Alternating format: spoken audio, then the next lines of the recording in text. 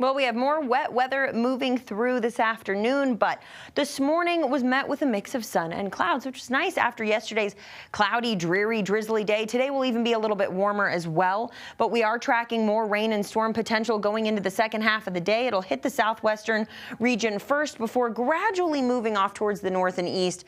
The Denver area under a risk for some rain, maybe a few isolated storms, but that severe threat is going to stay south for our Wednesday afternoon. This will move through kind of the evening and early nighttime hours. We'll start to see those rain chances diminish. But again, for today, keeping our eye on that severe threat south of the Denver area, Colorado Springs, Pueblo, Trinidad, all under the green. That's where we're looking at the potential to see some stronger to severe storms, with hail and wind being our greatest threats for this afternoon. High temperatures across the Denver metro area getting into the low to mid 50s. Not a bad low to mid 70s, excuse me. We were in the 50s yesterday. Not a bad afternoon. We are looking at still cooler than average conditions out there, though, as our normal high this time of year at the airport 79. So not really feeling all that much like June as we stay slightly cooler than normal. And tonight we'll continue to see those rain chances linger into the overnight hours, temperatures sliding into the low 50s. Not a bad overnight as far as temps are concerned, but off and on rain chances possible tonight.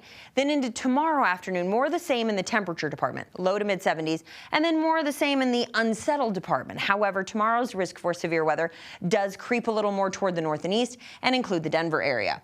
So you'll notice on Futurecast the day starts quiet. 8:30 tomorrow morning should see some nice sunshine, pretty mild weather through the first half of the day. Mountain activity starts to fire up around lunchtime. So noon time frame, starting to see those isolated storms develop. They'll travel east throughout the afternoon, hitting the Denver area around 1 or 2 o'clock tomorrow. Looking at that potential, we could see some stronger to potentially severe storms tomorrow afternoon and into the evening.